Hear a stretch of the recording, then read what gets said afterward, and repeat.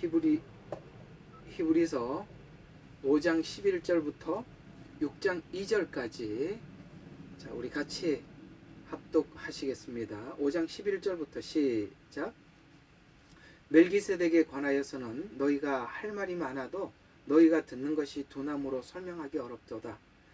그때로부터 우리가 마땅히 선생이 되어야 할 터인데 이제 다시 믿음의 하나님의 말씀의 기초 원리가 무엇인지를 누군가에게 너희에게 가르쳐 주어야 하니 젖이 필요한 사람이지 단단한 음식이 필요한 사람이 되지 못하는 두다.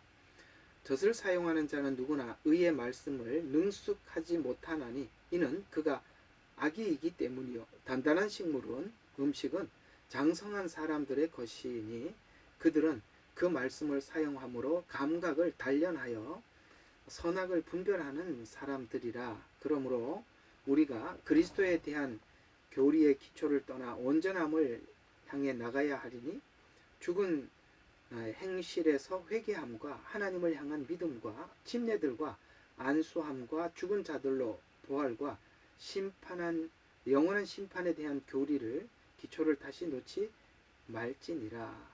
여기 이제 침례와 안수함과 이런 말씀이 나오는데 오늘 이번 주 주일이요 침례에 대한 내용을 좀 더 깊게 설명을 하면 왜 이게 침례가 들어가 있는지 이해가 될 거니까 어쨌든 주일날 메시지는 침례에 관한 이야기구나. 침례식 이야기가 아니라 침례가 의미하는 복음적인 내용입니다. 주일날 뵙기로 하도록 하고 저번 주 여러분 이제 좁은 문과 넓은 문 이렇게 성막에 하나 둘 세 개의 문에서 첫 번째 문은 넓은 문이고 두 번째 문은 좁은 문이고 세 번째 문도 좁은 문이라 이렇게 말씀을 드렸고 마태복음 5장부터 7장에 있는 내용 전체를 통해서 왜 마지막 결론에 가서 너희가 좁은 문으로 들어가라 라고 했는지를 여러분들과 함께 나누었었죠. 자, 오늘은 이제 더 나가야 된다는 것은 첫째 문을 들어온 사람들은 둘째 문을 들어가기 위해서 더 나가야 한다라는 말을 첫째 문에서 이제 둘째 문으로 더 들어가야 한다 이렇게 이해를 하시면 오늘 이 내용이 그런 방향에서 설명을 하려 하는구나라고 여러분들이 좀 알게 될 것입니다. 그런 의미에서 우리가 한번 살펴보려고 합니다. 자, 오늘 금방 읽었던 6장 1절 본문 속에 우리가 그리스도에 대한 교리의 기초를 떠나서 그 다음에 온전함을 향해 나가야 하리니 죽은 행실에서 회개, 그 다음에 하나님을 향한 믿음, 이제 거기 이제 또 침례, 안수 이런 말들이 쭉 연이어서 나오는데요.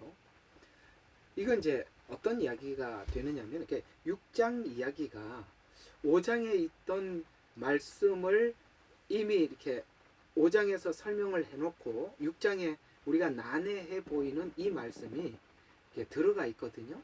그러니까 5장과 6장이 마치 꼭 이렇게 다른 이야기처럼 이렇게 끊어진 이야기 같아 보이지만 5장과 6장은 끊어진 이야기가 아니라 5장에서 설명을 해놓고 6장에서 다시 설명을 하고 있다는 것을 보면 6장이 이 난해한 구절이 5장과 연결을 시켜주지 않으면 이 6장이 홀로 떨어져 나갔을 때 많은 문제를 가지게 됩니다. 어떤 문제를 가지게 되냐면 6장 이야기를 가지고 많은 사람들이 어디에다가 적용을 하느냐면 이렇게 하면 지옥 간다 라고 이렇게 딱 거기다 못을 박기 시작하면 그렇게 하시는 분들이 많으세요. 이 6장 내용을. 그런데 5장은 6장과 연결이 되어 있다는 것을 잘 보시면 알 수 있습니다. 자, 이제 그런 이제 좀 교리적인 애매하고 좀 문제되는 것은 잠깐 이렇게 언급을 하고 오늘은 그걸 언급을 하려고 하는 게 아니라 왜 더 나가지 못하느냐라는 이 부분에 대해서 우리 신앙이 왜 정체되어 있느냐.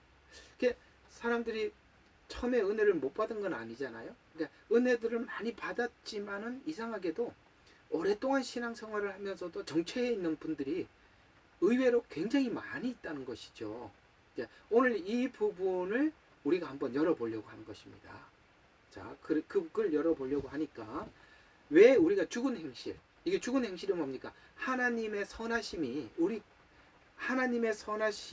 각자에게 있는데 십자가의 은혜는 우리를 창조하셨던 그 선하심, 요걸 이제 창세기대로 표현하자면 하나님의 모양과 형상, 이걸 보고 우리는 다른 말로 한마디로 묶어서 거룩이라 이렇게 표현을 합니다. 성경은 그렇게 나와 있어요.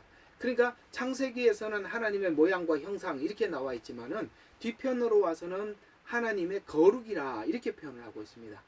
그러니까 우리가 예수 믿고 구원을 받고 난 뒤에 하나님이 요구하는 것은 하나님의 모양과 형상, 곧 거룩을 회복시키기 위해서 우리를 구원시켜 주셨는데, 우리는 왜 그 거룩을 회복하는데 더 나가지 못하고 죽은 행실을 회복하지 못하느냐?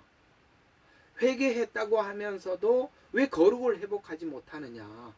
또 하나님의 목적, 그 하나님을 향한 믿음으로 왜 우리가 나가지 못하느냐?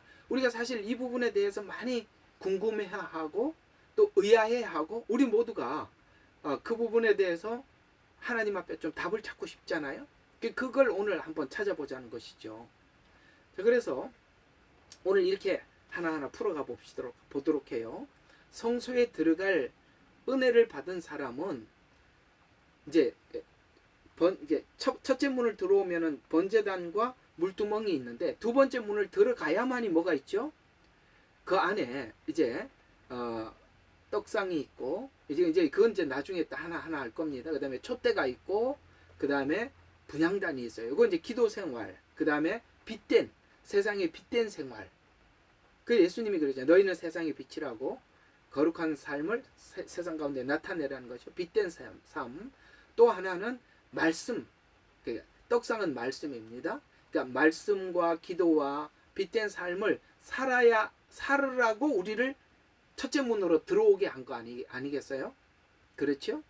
그렇게 나가야 된단 말이죠. 그래서 성소에 들어갈 은혜를 받은 자들은 은혜를 구하고, 또 받은 은혜로 스스로 좁은 길로 들어온 자들로 하나님의 은혜를 진실히 구해서 이 번제단 곧 죄사함의 은혜를 맛보고 물두멍에서 일상의 죄를 씻으며 정결해진 자들로, 이들이 빛된 삶, 그 다음에 말씀을 전하는 사명, 기도의 사명, 그게 이제 그 성소에 있는 세 개 기물이에요.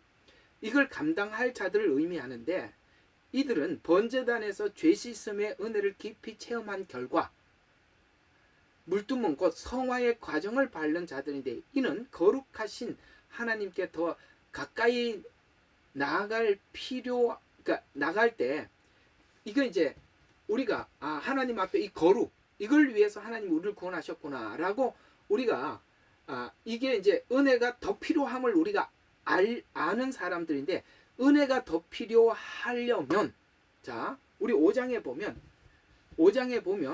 은혜가 더 필요하려면 젖을 먹어서는 충분한 은혜의 영양분을 우리가 얻을 수 있습니까? 오늘 성경에 있는 그저 기초적인 교리로, 기본적인 교리로 우리가 성소에 들어가서 이 삶을 우리가 감당할 수 있겠습니까? 젖만 먹고? 아닙니다. 젖에는 어린 아기가 먹어서 필요한 양분만 있을 뿐이지, 우리가 장성해지려면 단단한 식물을 먹어야 되거든요. 이 단단한 식물을 어떻게 먹을 수 있느냐가 5장의 예수님의 생애 속에서 설명을 하고 있어요. 예수님께서도 이렇게 단단한 식물을 먹기 위해서 자기도 하나님 앞에 어떤 행위를 해서 단단한 식물을 먹게 되었고, 결국에는 그걸 배워서 순종해서 우리의 구원자가 되셨다, 이렇게 말씀하고 있습니다. 자, 그러면 오늘 우리가 왜 사람들은 더 나가지 못하느냐, 이걸 좀 한번 생각해 보자고요. 그러면 이 둘째 문, 곧 성서문을 통과한 성도들은 기초적인 복음을 넘어선 사람들입니다. 그래서 더욱 온전한 믿음과 성숙한 신앙생활로 나가야 하는데 더 나가지는 못하는 이유가 무엇인가를 생각해 보면 크게 두 가지로 한번 압축을 해봤어요. 첫 번째 뭐냐면 우리가 마태복음 5장부터 7장까지 봤을 때 그들은 바리새인들이었습니다. 우리 저번 주에 공부했던 걸 기억을 한번 하고 오늘 이야기를 한번 같이 접목을 시켜보면 이 오늘 6장 1절에서 말하는 이 더 나가지 못하는 사람들은 이 명목상 종교인들입니다. 명목상 종교인들은 절대 더 이상 더 나가지를 못합니다. 그렇죠? 이 사람들은 복음의 본질과 십자가의 삶을 지속하지 않는 신앙의 태만함, 이 좁은 길을 나갈 수가 없어요. 왜? 자신이 들어온 문이 쉬운 문이었기 때문에 첫 문을 잘못 열었다는 거예요. 쉬운 문을 열었다는 거예요. 그래서 보통 사람들이 예수님이 걸어가신 십자가의 길을 따라가는 좁은 문을 여는 게 아니라 사람들은 대부분이 넓은 문을 열어요. 이 넓은 문은 자신이 들어온 문이 넓은 문이기 때문에 아무리 나가도 더 나가지를 못해. 나갔다고 생각을 해도 그건 하나님 앞에서 하나님 입장에서 나간 게 아니라 자기 착각에 빠져버리는 거예요. 그래서 어느 날 알게 되는 겁니다. 아, 내가 더 나가지를 못하고 후퇴해 있구나. 내가 처음 믿었을 때보다 더 못하구나. 이런 걸 우리가 느끼게 되는 거거든요. 왜 그래요? 왜 그렇죠? 선택을 처음부터 잘못한 겁니다. 처음부터 십자가를 붙잡은 게 아니라 자기 의의를 붙잡은 겁니다. 그래서 자신이 들어온 문이 넓은 문인데 이상하게 자신의 신앙이 더 나가지 못하고 멈춰져 있다는 걸 느꼈을 때 내가 들어온 문을 생각해 봐야 돼요. 자, 이 말씀을 성경은 잘 지적한 부분이 있어요. 요한계시록입니다. 예, 오늘 여기는 안 적어놨는데 번뜩 생각이 나서 여러분들과 함께 보려고 합니다. 이 하나님께서 에베소 교회에게 한 말씀 중에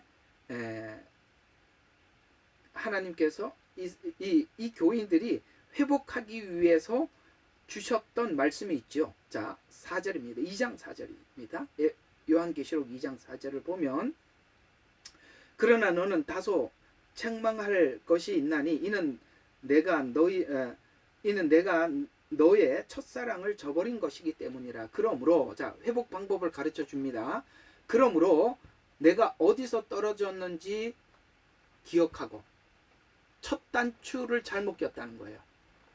어디서 떨어졌는지 과거로 다시 돌아가는 거예요. 그 자리에서는 답이 없단 말이에요. 더 나가서는 답이 없어요. 왜냐? 문을 잘못 들어왔어요. 그래서 어디서 떨어졌는지 기억하고 회개해서 너는 처음 일을 행하라. 무슨 말이냐면 사람들이 잘못 갔으면 더 나가지 못하는 걸 느꼈으면 처음부터 내가 어디서부터 잘못했는지 처음으로 돌아가서 생각해야 되는데 그 자리에서 자꾸 뭔가를 풀려고 하려면 여기서는 답이 없어요. 왜? 문을 잘못 열었는데 무슨 답이 있겠냐, 이런 이야기가 되는 거거든요. 이 넓은 문은 뭡니까? 오늘 여기 바리새인들을 통해서 저번 주에 말씀드린 것처럼 자기의의 문을 열었기 때문에 그렇습니다. 자기의의 문은 자기의에 빠져 있으면 어떤 문제가 생기느냐면 의로워져 있는 상태라고 생각을 합니다. 우리가 예수 믿고 처음에 잘 십자가 은혜를 받았더라도 자기의의 문을 여는 순간 모든 것은 그 다음부터 하는 모든 행위들은 교만을 향해서 갈 뿐입니다. 좁은 문을 여는 사람들은 예수님의 십자가의 길을 따라가면서 점점 겸손해지는데요. 교만의 문을 여는 거예요. 자기의의 문을 여는 사람들은 신앙생활을 하면 할수록 어떻게 된다고요? 자기의가 강해져요. 교만해진단 말이에요. 그러니까 이상하죠. 우리가 신앙생활을 오래 하고 내 모습을 보면 내가 교만해져 있나 아니면 겸손해져 있나 보면 이상하게도 나는 교만해져 있는 분들이 많아요. 그건 내가 십자가의 길을 가는 것을 매일매일 점검하지 않으면 누구나 가는 길이에요. 그래서 그 길로 찾는 이가 많다고 이야기를 하는 겁니다. 그래서 왜 우리가 문제가 되느냐면 스스로 의로워져 있는 상태라고 생각하기 때문입니다. 자기의에 빠진 원인은 정확히 은혜가 아니라 율법 때문에 생긴 겁니다. 오늘 아까 불렀던 이런 은혜라는 찬양을 작시한 이런 사람들은요, 이런 분들은 은혜로운 삶을 살아서 은혜라는 찬양이 나온 게 아닙니다. 은혜가 아닌 것 같은 인생을 살고 그 은혜가 아닌 것 같은 인생 속에서 하나님께서 주셨던 지금 이 모습이 하나님께서 은혜를 주셨기 때문에, 그 고난의 은혜를 주셨기 때문에 하나님의 은혜입니다 라는 고백을 하는 그 자리에 와서 우리가 이 은혜라는 이런 찬양이 나오는 것이지, 누가 편안하게 살고 누가 하나님 앞에 복을 받고 살았던 사람이 누가 이런 은혜라는 찬양을 만들어냅니까? 우리 여기 예레미야 눈물방에 있는 브라질에 있는 우리 한명 자매님, 거기 뭐 집회를 하고 송경민 목사님 오셔서 집회한 거 은혜를 받아서 잠깐 올리셨는데, 그분의 생애가 그래요. 어려서 볼 때 아버지 잃어버리고, 어머니는 가사 도우미로, 그 다음에 사람들에게 이렇게 식당에서 봉사하고 그런 일을 하면서 살았고, 그 송경민 목사님은 어릴 적에 신문 팔고 구두 닦기 하고 아르바이트 하면서 살아왔던 그 과거들을 우리가 생각할 때 누가 그걸 은혜로운 내가 삶을 살았다고 이야기를 하겠습니까? 우리 하나님을 만났을 때의 많이 과거의 그 고통스러운 시간들이 은혜라는 걸 깨닫게 되는 것입니다. 이걸 우리가 뒤바꿔 놓을 줄 모르면, 이런 것을 뒤바꿔 놓을 줄 모르면, 내가 이런 부모 아래서 내가 부당한 대우를 받고 살았다 라는 것이 오늘 여러분들을 만들어냈다는 것을 모르면, 우리는 하나님 앞에 늘 불평하는 사람이 되든지,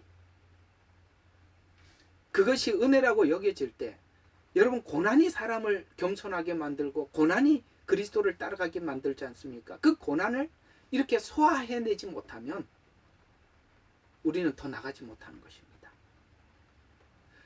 이걸 소화하지 못하면 우리는 율법주의로 가게 되고 자기의에 빠지게 되는 것이죠.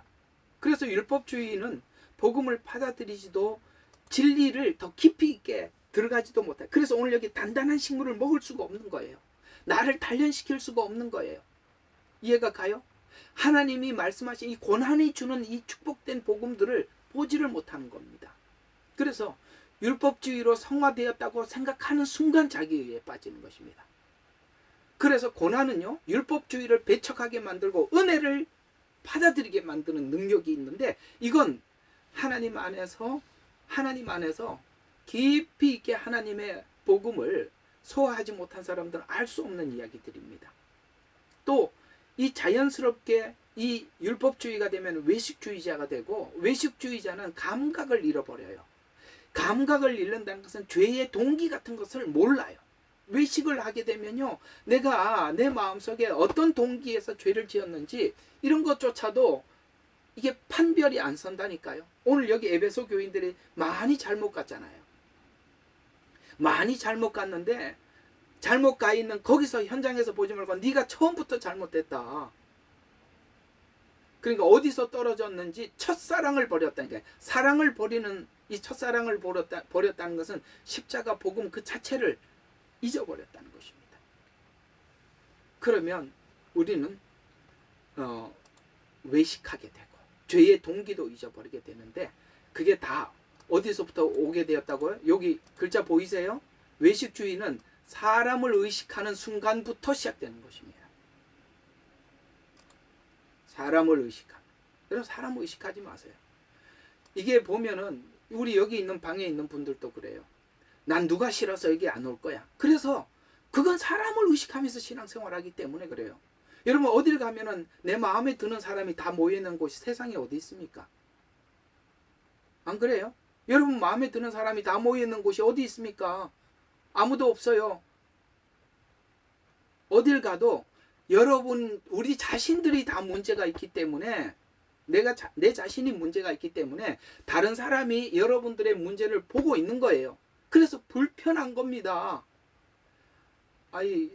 이게 아들 자랑하면 이 팔불출이라고 그러지만은 그 어제 우리 아들이 참 은혜로운 이야기를 한마디 해서 내가 참 마음이 좋더라고요. 그게 뭐냐, 요즘 얘는 바빠요. 일부러 자기가 무슨 일을 만들어갖고 매일 쫓아다니면서 하는 말이 저보고 그러는 거예요. 아빠, 제가 퇴근하고요 가서 이게 너무 힘든데 내가 왜 이렇게 다니는지 이유가 있어요. 그랬더니 왜? 그랬더니 제가 어디를 가도 불편하더라고요. 뭐 이 모임도 가고 저 모임도 가고 막 그래요. 그래서 어디를 가도 불편한데 불편한 것을 통해서 자기가 문제가 뭔지 내가 보게 된대요. 그리고 내가 그걸 견뎌야 해결될 것 같아서 아빠 열심히 다니는 거예요. 와, 그래서 등을 탁 쳐주면서 야, 너 정말 멋지다. 그랬습니다. 그럼요. 불편하죠. 왜 불편합니까? 내가 문제가 있으니까 불편한 거거든요. 그걸 감수하면서 내가 해결을 해 나가려고 해야죠. 그래야 되는 겁니다. 그게 5장 이야기란 말이에요. 예수님도 그걸, 아니 완전하신 예수님도 오셔서 육체를 입고 있으니까 욕심이 있고 저항심이 있고 질투가 있고 비교의식이 있는 거예요. 그걸 예수님도 인간으로 왔기 때문에, 인간이면 누구나 그렇기 때문에 하나님이 예수님도 그걸 가르쳐서 배웠대요. 아니 예수님도 배웠는데 우리도 안 배우고 넘어가자고요? 그러니 오늘 복음이 주는 단단한 말씀들을 받아들일 리가 없죠. 누가 책망을 받아들일 수 있겠어요? 누가 교훈을 받아들일 수 있겠어요? 그게 교만하다는 증거입니다. 그게 율법주의에 빠졌다는 증거예요. 그러니 우리는 더 나갈 수가 없죠. 이해가 가세요? 그러니까 단순한 교리만 붙잡으려고 하는 거예요. 이렇게 하면 천국 간다 그러더라. 그래가지고 변형시켜서 그냥 이해하고 있는데 그게 다 보면 신천지식이고 이게 다 저기 뭐죠? 기쁜 소식 선교회 같은 그런 구원파 같은 이런 교리들 왜 붙잡는 거예요? 왜? 더 나가지는 못하겠고 교리만 붙잡고 앉아 있는 거예요. 그래서 설교하는 거 보고 자기하고 맞으면 오케이, 자기하고 틀리면 아유 저기 가짜네. 그게 아니 이 설교하는 내가 가짜가 아니라 듣는 당신이 가짜기 때문에 그래. 이해가 가세요? 무서운 거입니다. 이게 넓은 문이라는 게 넓은 문으로 가면 끝은 하나님 앞에 버림받는 거예요. 우리가 처음에는 십자가 붙잡았다. 왜 자꾸 넓은 길로 가느냐? 자기 방식으로 믿으려고 하기 때문에. 그게 율법주의예요. 율법주의는 자연스럽게 외식주의를 낳게 돼요. 외식주의는 왜? 사람을 의식하기 때문에 외식주의가 나오는 거 아니에요. 대상이 바뀐 거예요. 하나님 믿으러 갔다가 사람으로 바뀌어버린 겁니다.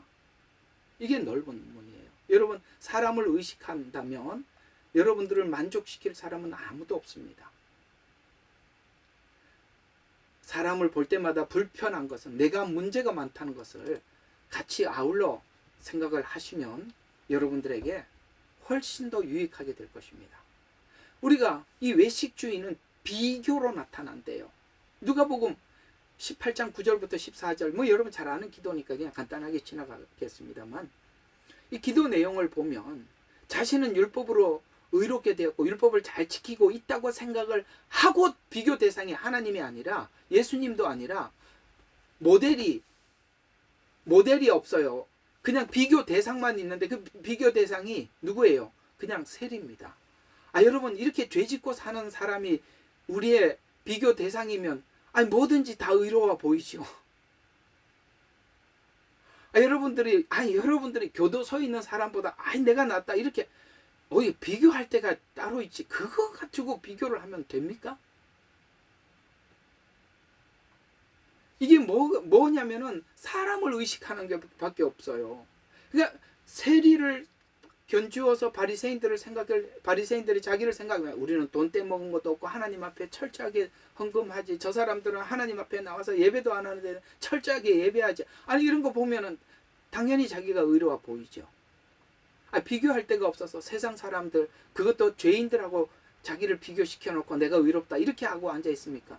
그건 다 우리가 하나님을 믿으려고 출발을 했다가 대상이 사람으로 바뀐 결과임을 오늘 누가복음 18장의 기도를 통해서 우리에게 말씀해 주고 있는 것입니다. 그래서 타인의 시선과 평가에 민감해져 있다면 우리도 한번 생각해 봐요. 누군가가 여러분들에게 뭔가를 하나 지적을 했을 때 그 지적한 것 때문에 우리가 가슴 아파하고 그 말을 잊지 못하고 가슴에 담아두고 산다면 우리는 문제가 있는 것입니다. 저는 참 누구라고 이렇게 밝힐 수는 없습니다만 참 여기 참 귀한 분들, 저분은 참 귀한 분들이구나, 그런 분들이 참 많아요. 하다 보면 우리가 운영상에 실수를 할 수도 있게 되고 그렇게 될 텐데, 생각해 보면, 역으로 바꿔 생각해 보면 참 기분이 되게 나빴겠다라는 생각이 드는데도 그걸 그냥 감사합니다, 저는 아무렇지도 않습니다, 괜찮습니다, 이렇게 넘어가시는 어떤 분들이 제게 있습니다.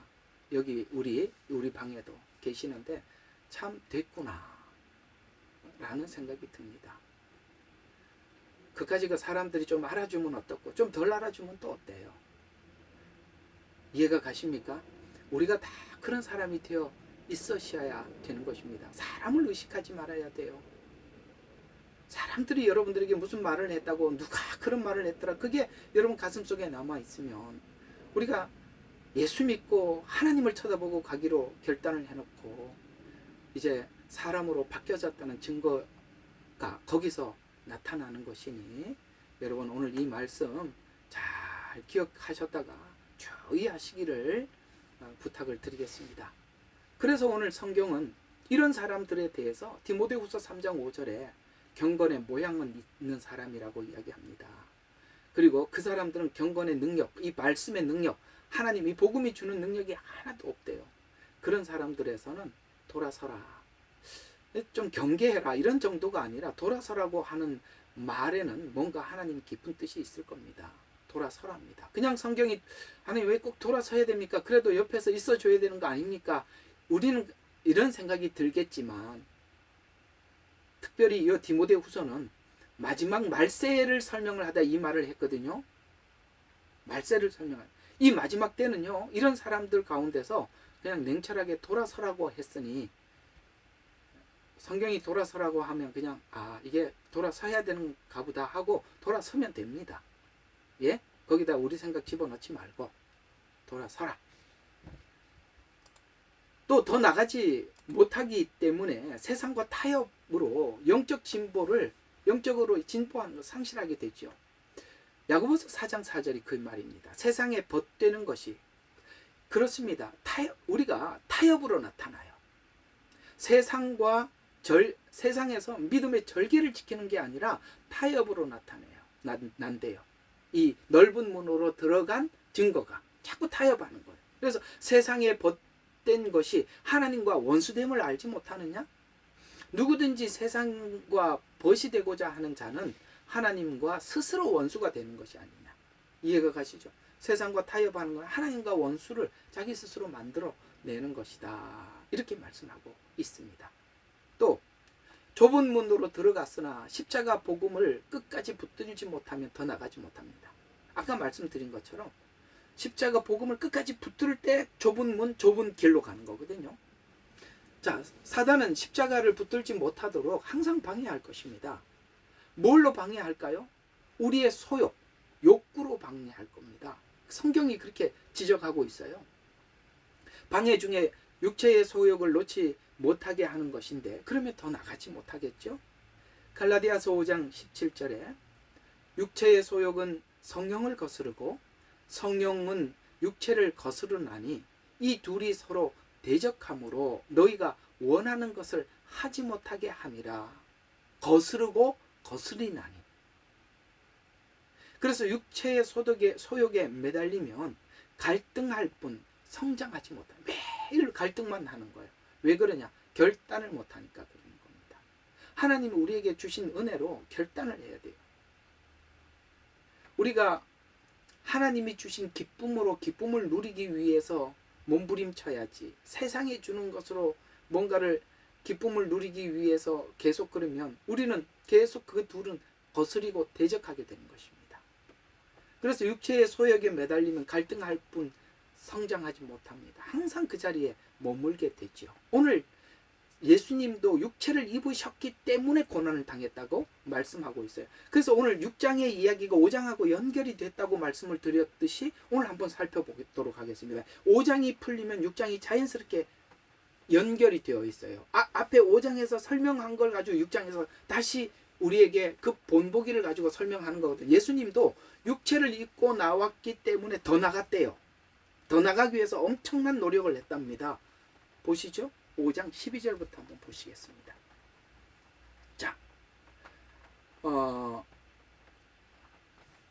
12절부터 자, 멜기세덱에 관해서는 여러분 이 멜기세덱이 누구죠? 아브라함 때 나오는 어떤 왕의 이름입니다. 근데 이 멜기세덱은 잠깐 나왔다 사라진 인물이라서 설명하기가 참 어렵습니다. 근데 이게 굉장히 높고 고차원적인 복음이래요. 뭐 그렇게 생각하면 제 설명 그렇게 이해하면 되겠습니다. 복음도 교리적인 기초적인 내용이 있는가 하면 깊고 깊은 복음이 있대요. 그것이 이제 멜기세덱에 관한 그런 깊은 복음입니다. 그래서 멜기세덱에 관해서는 우리가 할 말이 많답니다. 여기 이 복음의 내용이 많다는 이야기거든요. 그래서 너희가 듣는 것이 둔함으로 설명하기 어렵도다. 왜? 젖만 먹는 성도들이니까. 이 멜기세덱 이야기는 단단한 식물이라 줄 수가 없대요. 그러면서 그때로 보면 너희가 마땅히 선생들이 되어야 할 터인데 이제 다시 말씀의 기초의 원리가 무엇인지 누군가에게 가르쳐 주어야 하리니 젖이 필요한 사람인지 단단한 음식이 필요한 사람들이 되지 못하는도다. 젖을 사용하는 자는 누구나 뭐를 못하는 사람이냐면 의의 말씀에 능숙하지 못합니다. 왜요? 이는 악이 있기 때문이다. 단단한 식물은 장성한 사람의 것이니 그들은 보세요. 누가 단단한 식물을 먹을 수 있어요? 멜기세덱과 같이 깊은 복음을 누가 받아요? 뭐예요? 단련한 사람. 아시겠습니까? 단련을 해야 감각이 생기고 죄와 의에 대한 감각이 생기고 선악을 분별하는 것은 쉽게 오는 것은 아니랍니다. 그러면 이렇게 단단한 식물을 먹었던 대제사장이었던 예수님은 이 단단한 식물을 먹기까지 하나님으로 오셔서 그냥 생긴 거냐? 아니었다.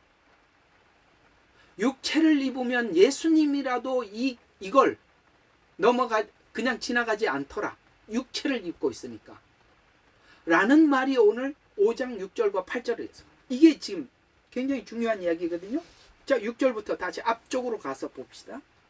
또 그가 다른 곳에서도 말씀하시기를 너는 멜기세덱의 계열에 따른 영원한 제사장이라고 하셨느니라.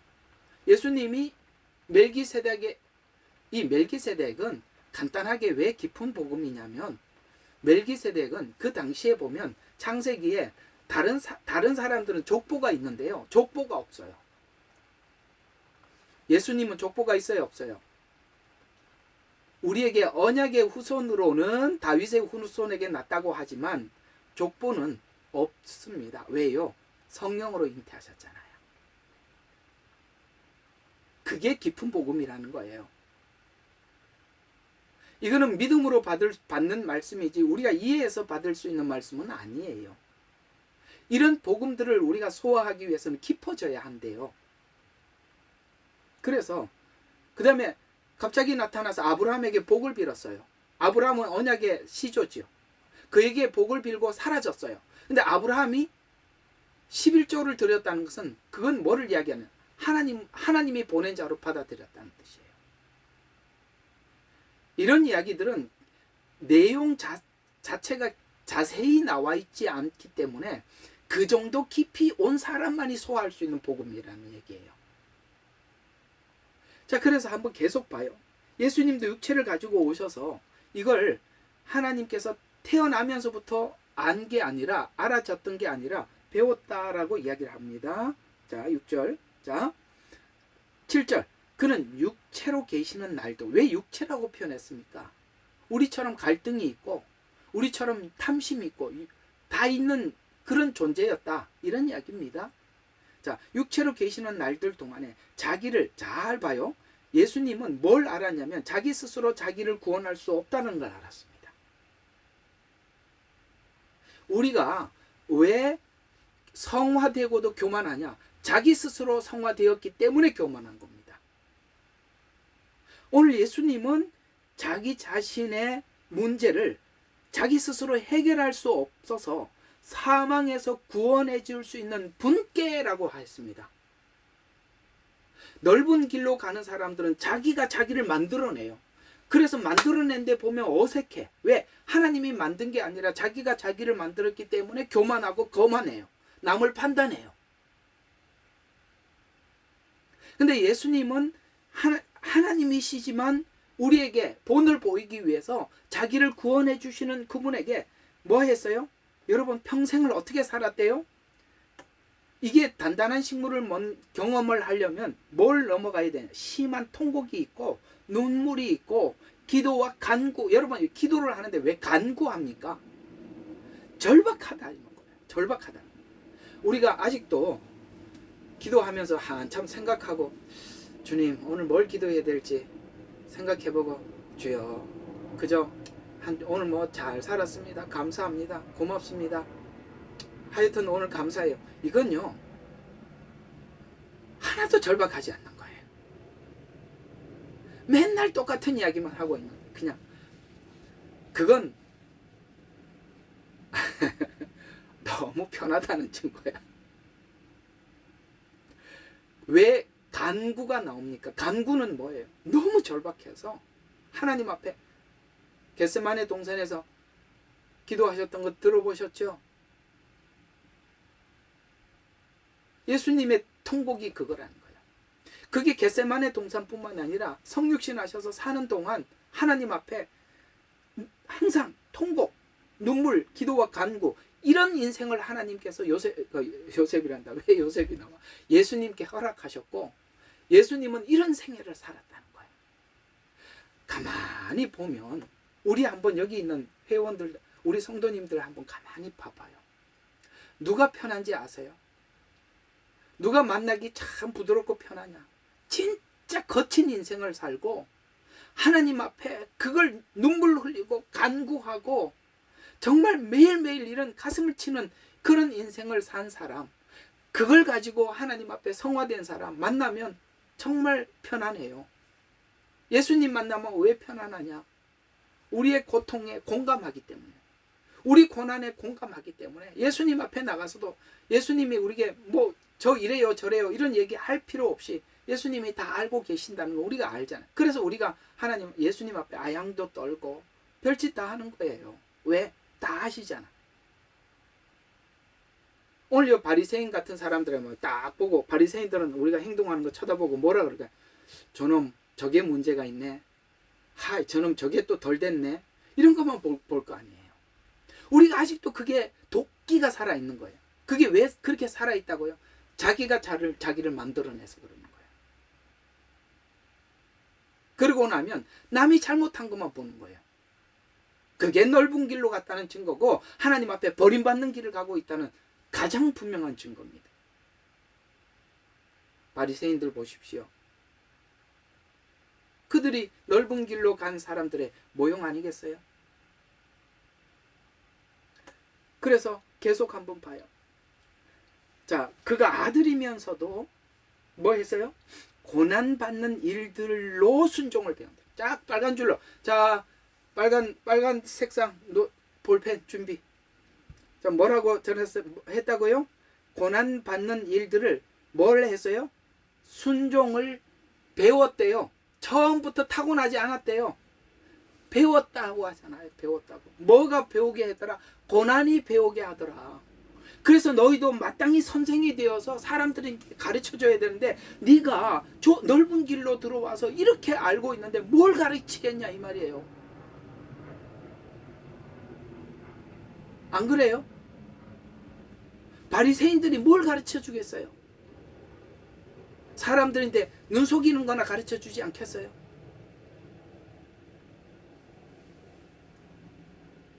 꼭 기억하세요. 이건 하나님 앞에 기도한다고 오는 게 아니에요. 고난을 통해서 여러분의 생애를 통해서 일생을 통해서 매일매일 삶을 통해서 배우는 겁니다. 이런 거 안 배워도 된다. 내가 안수기도 한 번만 하면 다 배울 수 있다. 그게 다 가짜라는 거예요. 왜 그거 안수기도 받으러 다니세요? 배우셔야죠. 겪으셔야 되는 겁니다. 여러분 스스로가 통곡의 기도가 나와야 되는 것입니다. 계속 봐요. 그래서 배워서 온전하게 되심으로 자기에게 순종하는 모든 사람들에게 영원한 구원의 근원이 되셨고, 그래서 구원자가 될 수 있었대요. 예수님도. 왜? 자기 육체의 갈등을 넘어선 겁니다. 하나님께 순종하는 걸 배우고 배워서 결국에는 겟세마네 동산에서 아버지 할 만하시건 이 잔을 옮겨달라. 우리가 그 기도를 넘어서면 그 다음 기도가 뭘로 나오느냐? 내 뜻대로 마시고 아버지 뜻대로 하소서까지 가야 진짜다 이 말이요. 우리는 이 잔을 옮겨 주십시오 라는 기도밖에 못 하잖아요. 하나님 이렇게 해주세요, 저렇게 해주세요. 그 뒤를 넘어가야죠. 내 뜻대로 마시고 아버지 뜻대로 하소서로 가셔야 그 기도가 진짜가 된 겁니다. 뭘 주셔도 아멘 하셔야죠. 왜 이거 주세요? 왜 이렇게 하세요? 그럼 틀린 거다 이 말이에요. 계속 봐요. 하나님께서는 멜기세덱의 계열에 따른 대제사장으로 칭함을 받았다. 자, 보세요. 지금 우리가 물두멍 번제단을 지나고 첫째 문을 오니까 번제단 지나서 물두멍을, 그 다음 문을 여니까 세 개 떡상 그 다음에 촛대, 그 다음에 분향단, 기도의 삶이에요. 그러면은 마지막 세 번째 문을 여는 사람은 누구일까? 대제사장이잖아요. 예수님께서도 이 대제사장의 직무를 수행하기까지 이걸 배웠는데 엄청난 고난을 통해서 배웠다는 거예요. 여러분 겟세마네 동산뿐이겠어요? 예수님의 생애를 보면 정말 딱 이렇게 표현합니다. 그분은 주무실 곳이 없었어요. 우리는 그걸 생각하셔야 돼요. 그래도 나는 잠자리가 있다. 감사해야죠.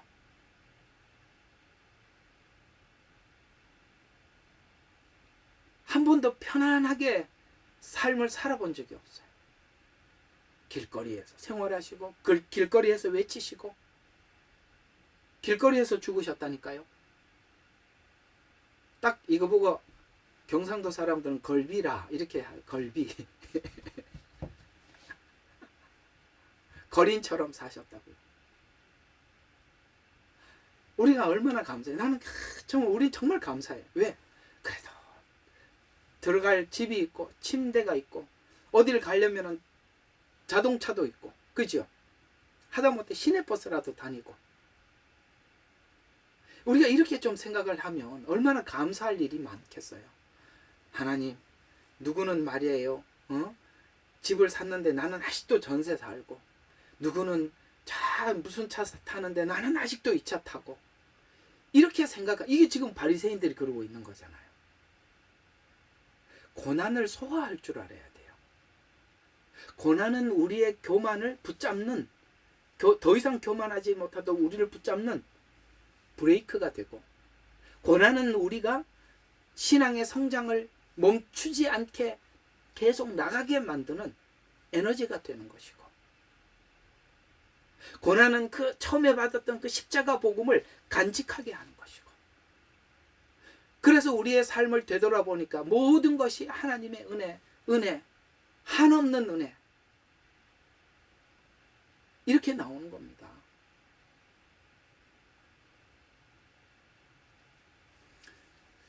오늘 그 손 목사님, 그 손경민 목사님 불렀던 그 은혜 찬양인데, 그 비슷한 사람이 하나 있죠. 손명희 시인이라고. 그리고 둘 다 보니까 같은 손씨네. 손씨들이 좀 그러네. 우리 여기 손씨 있나 한번 보자. 없네. 이 둘 다 보니까 손씨네요. 손명희 시인도 그랬잖아요. 뭐죠? 나가진 재물 없으나. 손명희 씨 맞지요? 또 혹시나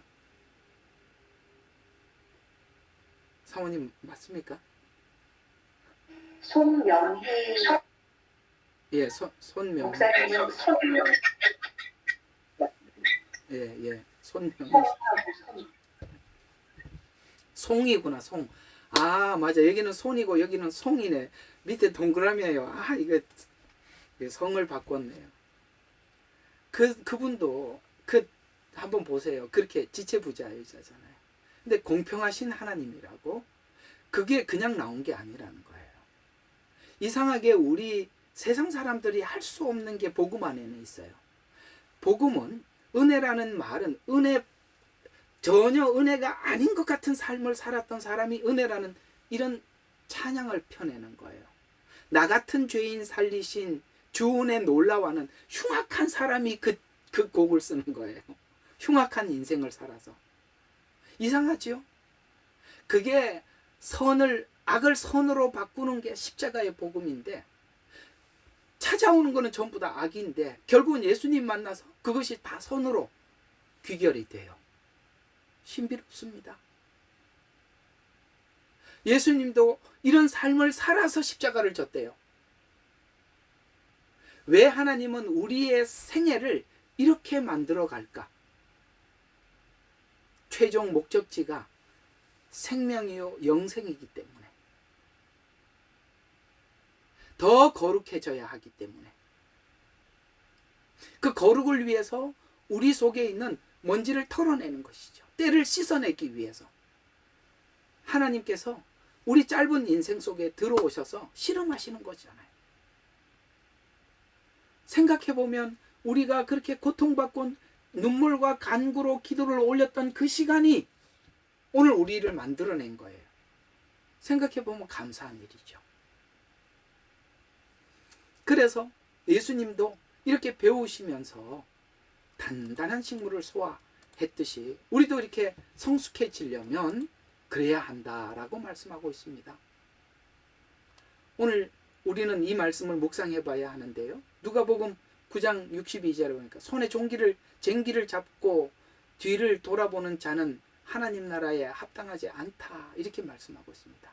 우리가 왜 그럴까요? 아직도 미련이 자꾸 애굽만 그리워하고 거기 먹던 음식만 생각하고, 그러니 더 자라갈 수가 없고 머뭇거리게 되죠.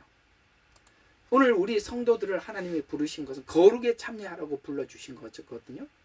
성도는 세상의 제사장과 같은 부름을 받은 사람들로서 이런 하나님의 간절한 마음, 세상에 복음을 전하고 빛이 되고 소금이 되고 이런 하나님의 그 간절함을 우리가 공유한다면, 우리 마음속에 함께 한다면 우리는 더 나가야 합니다.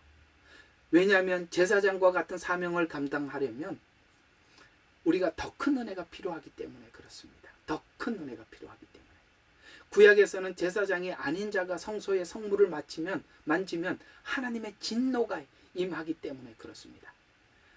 이와 같이 이렇게 하나님 앞에 준비되지 않는 이런 사람들이 하나님의 사역을 감당할 때 하나님의 진노가 그래서 어떤 사람들은 준비가 안 된 사람들이 성소에서 제사장과 같이 목사가 되고 중요한 직책을 맡아서 감당을 하게 되는데, 그렇게 하면 할수록 그 사람이 일을 하면 할수록 하나님의 진노가 임하는 거예요. 맞죠? 우리가 그런 사람들 보면 안 하는 게 100번 낫는데, 차라리 예수를 안 믿는 넌 크리스찬이면 도리어 기대하겠는데, 예수님이 하신 말씀처럼 너희가 본다고 하니 죄가 그저 있도다. 참 문제거리잖아요.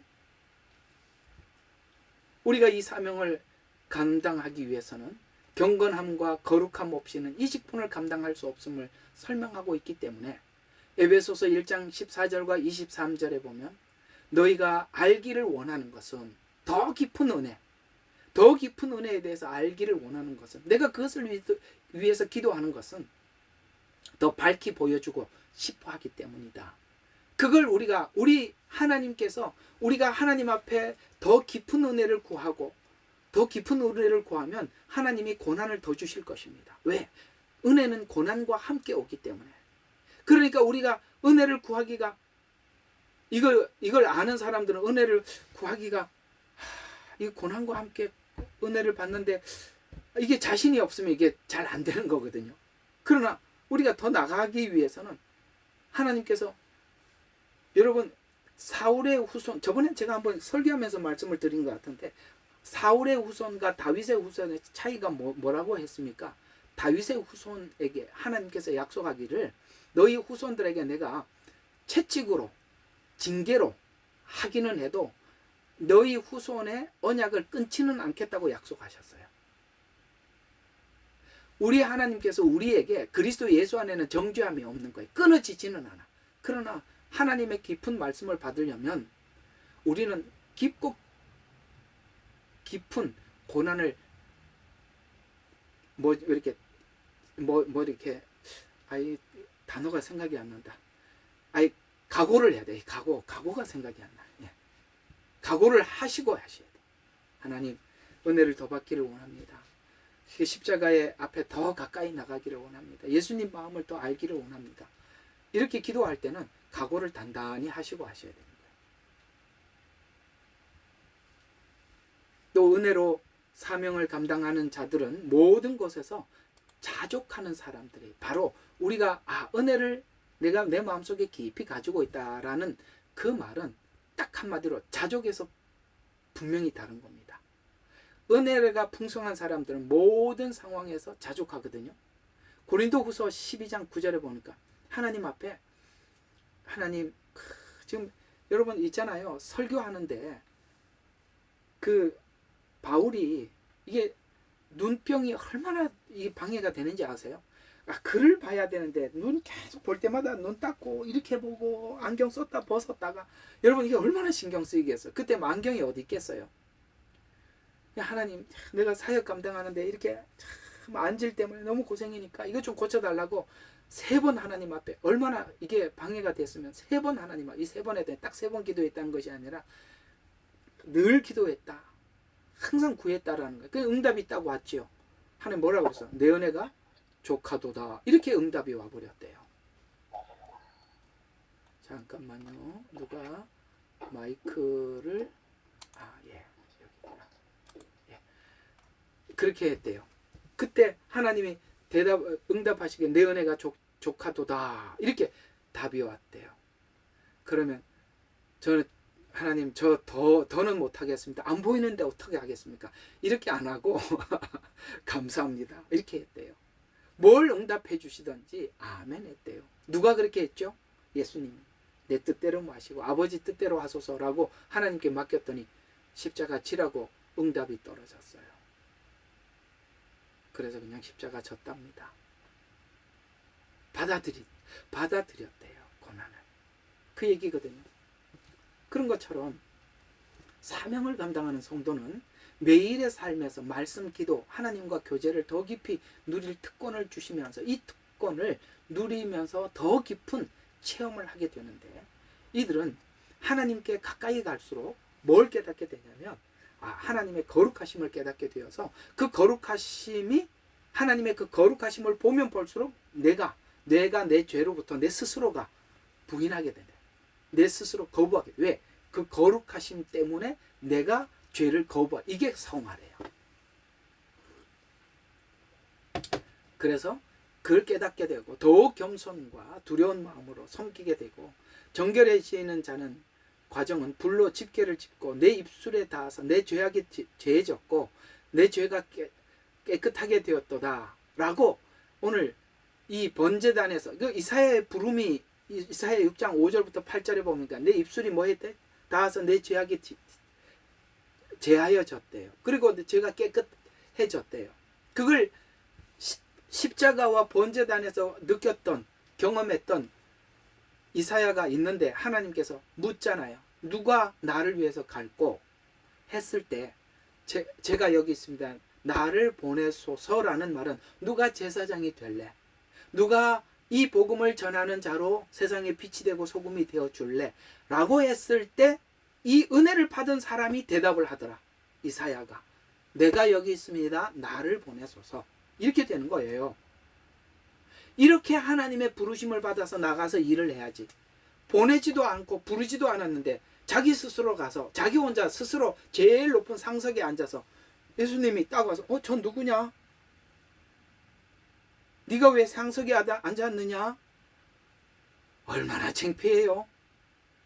말석에 가든지 내려가라. 아시겠어요? 누구를 올려요? 저 말석에 앉은 사람은요, 은혜를 받으면 말석에 가 있대요. 거지 취급해도 아멘하고 감사한대요. 그 사람이 진짜라고요. 어떤 사람들은 다 자기가 스스로 기어 올라와 있어요. 그건 하나님이 올려놓은 게 아니에요.